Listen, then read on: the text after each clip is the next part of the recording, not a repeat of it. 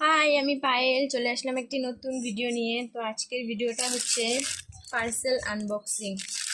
চলো তোমাদেরকে খুলে দেখাই কি অর্ডার করেছি আমি।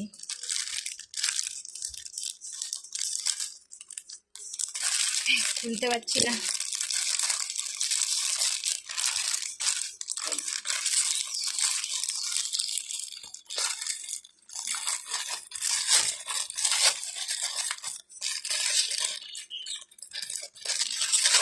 শর্ট কুর্তি নিয়েছি মিশো থেকে।